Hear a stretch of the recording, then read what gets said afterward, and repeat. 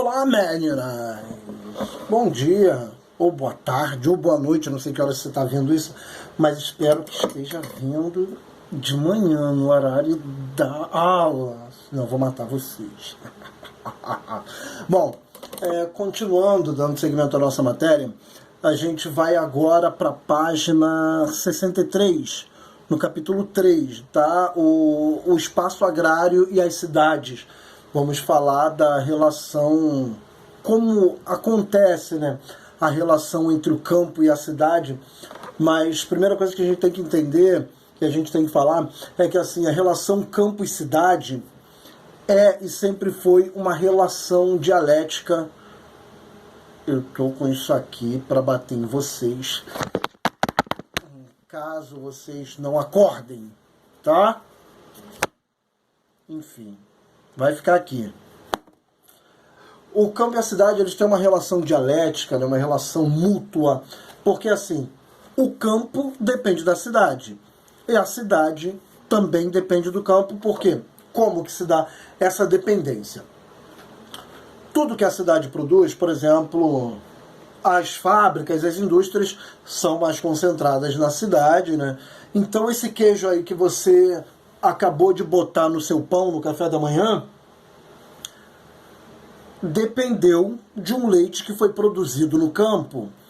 Se você tomou iogurte, além de depender do leite que fora produzido no campo, também vai depender do morango que foi plantado no campo. O seu almoço, o arroz, o feijão, vai depender do que foi plantado no campo. Então, a indústria da cidade, ela depende totalmente de tudo que é produzido no campo, é claro. Mas também tem o contrário. O campo também depende da cidade. Como assim? Para produzir as coisas lá no campo, aquelas máquinas e tal, são produzidas na cidade, aqueles tratores, colheitadeiras, fertilizantes, tudo isso é produzido na cidade. E não só para a colheita, mas também para a vida no campo. Por exemplo, as pessoas no campo assistem televisão. E as emissoras de televisão estão na cidade. Essas televisões são fabricadas na cidade. A internet que eles usam, né? A gente não pode mais pensar hoje no campo como aquela roça antiga, primitiva, né? O campo tem internet, tem televisão, tem rádio. As roupas que eles usam são confeccionadas em fábricas da cidade. Então tem uma relação mútua, tá? Um depende do outro. Porém, mesmo que essa dependência seja para os dois, a relação não é feita de maneira igual. A cidade suga o campo, a cidade usurpa o campo e a cidade é muito mais rica. A riqueza toda do nosso país, por ser um país industrializado e subdesenvolvido ao mesmo tempo, ou em desenvolvimento, vê essa relação do campo de maneira... O campo é algo subalterno e a cidade está acima. Agora você vai a alguns países da Europa, mais desenvolvidos, eles não pensam dessa forma. Nesses países europeus, o campo e a cidade, eles têm uma dependência quase que igual na economia. Por mais que a riqueza do país seja gerada na indústria, o campo não é um espaço pobre, certo? Você não vai ver aquelas pessoas querendo sair do campo para ganhar vida na cidade. Bom, mas vamos voltar aqui para o Brasil. Então esse problema do campo aqui no Brasil gera uma questão muito forte da chamada concentração fundiária, certo? É o que está, se eu não me engano, na página 63, a questão da concentração fundiária. A concentração fundiária, ela significa o quê? A palavra concentrar, né, botar tudo junto, e fundiário está relacionado à propriedade, à terra.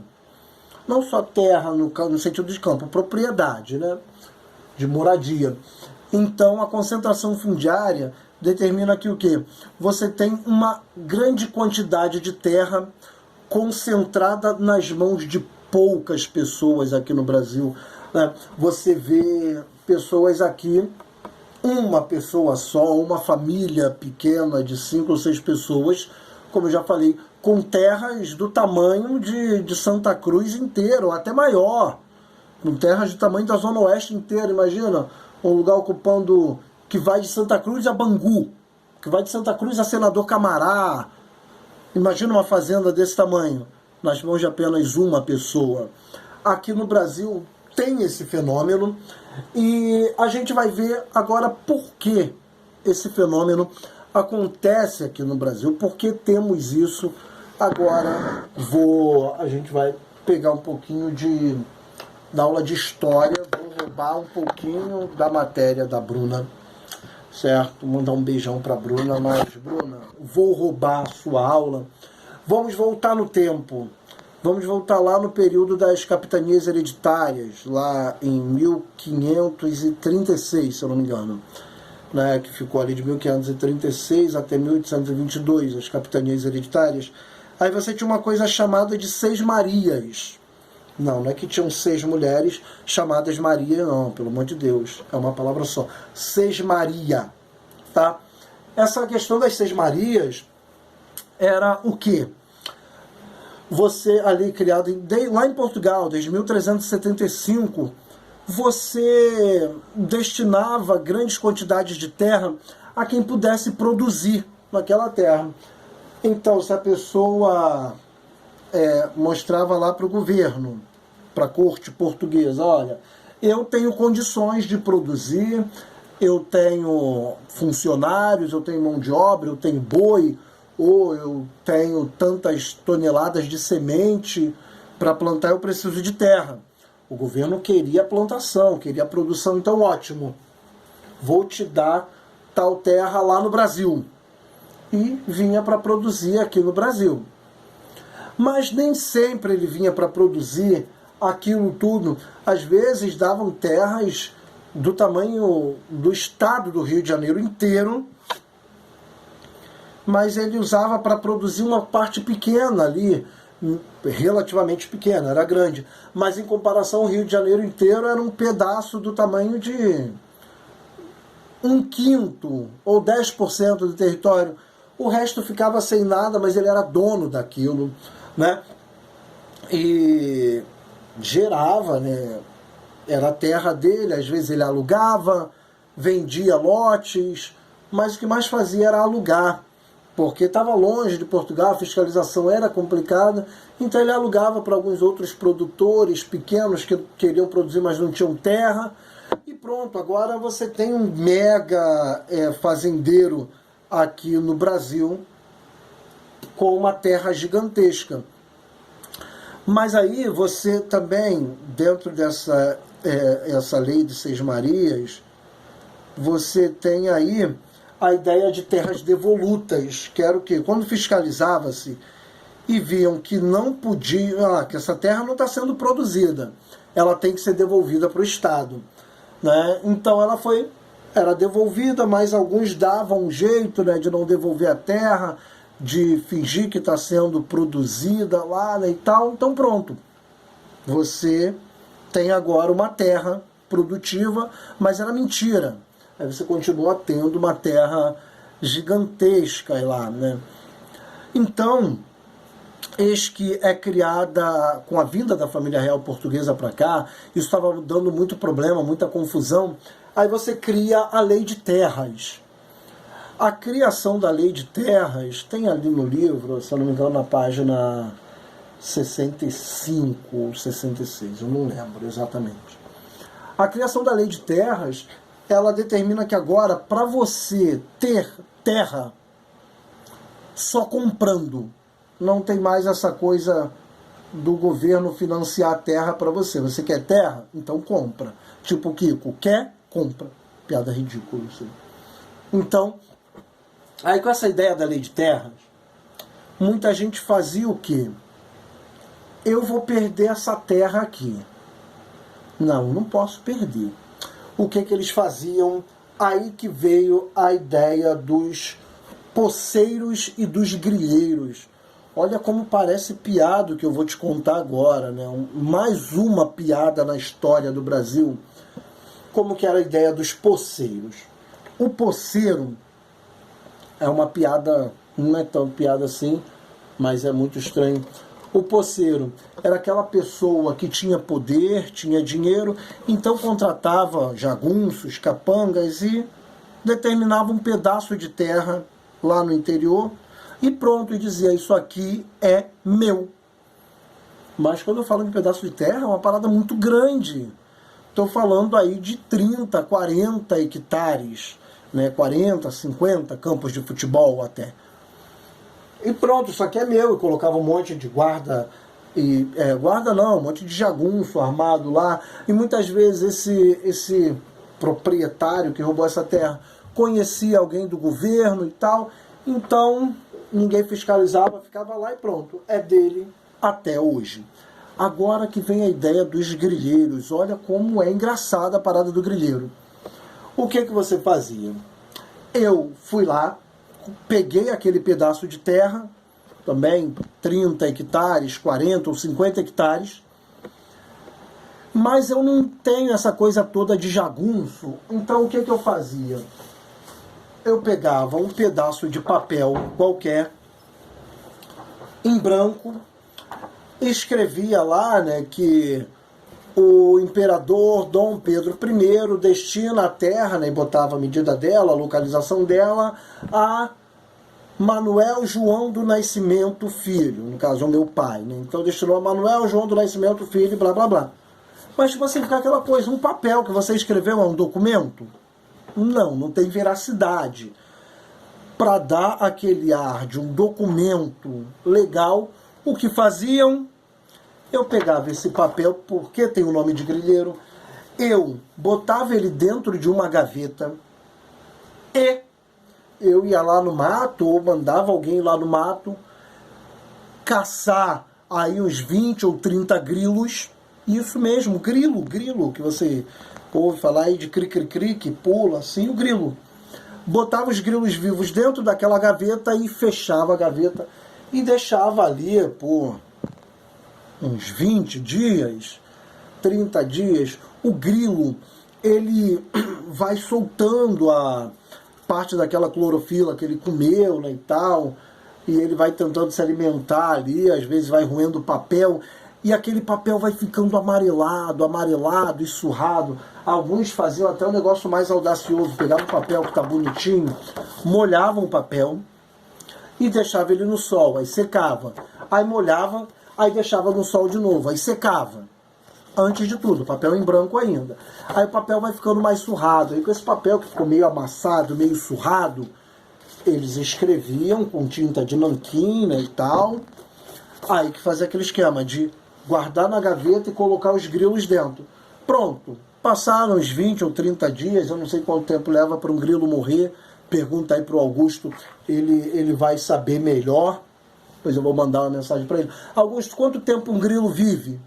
Ou é só pesquisar aí na internet, não precisa encher o saco do professor, não precisa encher o saco dele, deixa ele trabalhar, deixa ele descansar, pronto, pesquisa na internet, vai encher o saco da internet.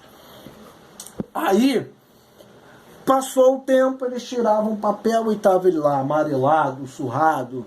É claro que eu não vou fazer essa experiência de makers, porque você vai matar grilos, né? Não tem graça, não seria nem um pouco legal matar os bichinhos para fazer isso. Aí, pronto, o papel tá lá bonitinho. Se viesse fiscais do governo, falava, ó, eu tenho um documento aqui determinando essa terra pertence ao meu pai, que passou para mim, ou essa terra pertence ao meu avô. Dom Pedro I cedeu essa terra para ele. Como você fazia isso? E naquele período não existia tanta coisa assim de cartório, de ter isso aqui, ter um registro lá no cartório. Aí, quando o governo começou a fazer essa ideia de registros em cartório, então o governo fazia o quê? Os fiscais do governo pegavam esse papel surrado e falavam, não, agora a gente tem que precisar transformar isso num documento oficial. Aí fazia um documento bonitinho, expedido pelo governo, e um registro lá no cartório daquela cidade também. Pronto, agora aquela terra é minha. E está aí até hoje. passou do bisavô para o avô, que passou para o pai, que passou para o cara, e eu passei para o meu filho. E está aí até hoje como um grande latifundiário, um grande proprietário de terra. Muito triste. Parece uma piada, mas aconteceu isso, né? E outra coisa, você tinha aí duas formas de você usar a terra aqui no Brasil, com essa coisa toda das Seis Marias. Você tinha o proprietário, que era aquela pessoa que recebeu a Sesmaria, e você tinha os parceiros. Eles poderiam ser meeiros, terceiros ou arrendatário. Como que era isso? Eu comprei a terra, aquela terra é minha. Ou, comprei não, eu ganhei do governo, né, com aquele esquema lá de Seis Marias. Ganhei do governo, antes da lei de terra. Tá?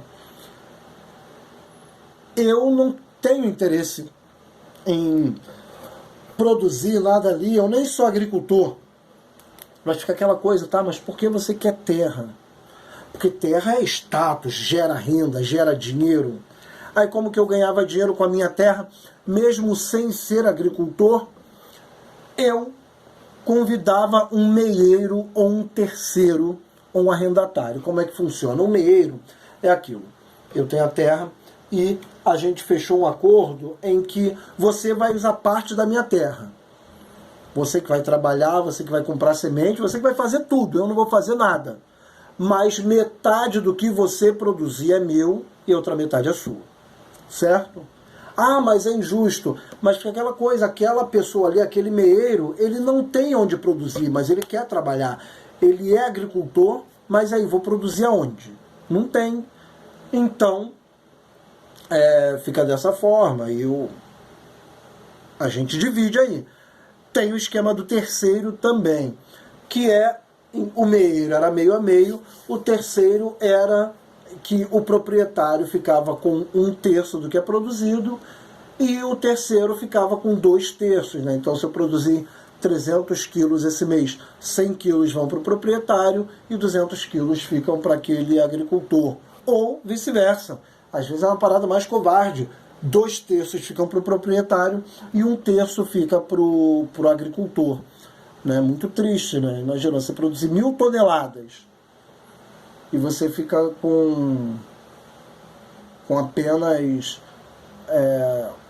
600 quilos, 630 quilos, e o agricultor vai pegar 300 quilos aí, sim. É muito triste. O pior é quando é o contrário, né? O terceiro que era o contrário, que você produz 1 tonelada e você fica apenas com 300 quilos, 360 quilos, e o proprietário fica com 630 quilos, ou 640 quilos. Muito triste, né? E tá passando um carro na rua, carro do ovo. Moço, eu quero ovo! Perdi o carro do ovo. Vou almoçar o quê? Depois eu compro o ovo. Vou ter que comer sem ovo. Vou comer só arroz e feijão. Moço, volta aqui! Não vou comer ovo hoje. Enfim. Outro esquema é o de arrendatário. Como é que é o esquema do arrendatário? Aí não tem nenhum vínculo de produção com o proprietário. O arrendatário simplesmente aluga aquela terra. Igual uma pessoa que mora de aluguel, a pessoa paga para morar naquela casa ali, né? Paga o aluguel. O arrendatário era a mesma coisa. Negociava lá com o proprietário, tá, por quanto você me aluga parte da sua terra aí? Eu quero 10 hectares, 20 hectares da sua terra. Aí é tanto. Pronto, eu vou lá e pago. E a produção é minha. Tá, e tem vantagens e desvantagens. A vantagem é que a produção toda vai ficar para mim. A desvantagem é se chegar um período, um mês ou uma estação, onde, vamos lá, vamos supor que o proprietário cobre R$1.000 de aluguel e tudo que eu produzi, que eu vendi, deu só R$900. Né? Então eu vou ficar devendo, eu tenho que ter sempre um dinheiro guardado ali para suprir. Né? Então, basicamente, um pouquinho da história foi isso. Vocês vão ver isso aí muito melhor com a Bruna, né? Ela tem mais propriedade para falar sobre isso, a Bruna é historiadora, né? Então você vai ver isso de maneira mais profunda. Só falei isso para a gente ver como isso vai ser usado na geografia, tá certo? Então, dessa vez, não vou deixar atividade de casa, não vai ter dever de casa essa vez, tá? Acho que o volume de conteúdo está muito grande, mas tem que ser grande mesmo, vocês têm que aprender muito, muito, muito, muito. Mas vamos guardar a atividade de casa para a próxima, tá? Então essa semana só fizemos em vídeo, aí na semana que vem a gente faz live, eu vou alternando dessa forma, uma semana vídeo, outra semana live, ou ver se vocês preferem que assim, como temos 2 aulas na semana, essas 2 aulas, a primeira live, a segunda vídeo, ou a primeira vídeo, a segunda live, ou prefere que as 2 aulas da semana sejam vídeo e na outra semana as 2 sejam live? Diz aí o que você acha. Um grande beijo, um grande abraço, meninas!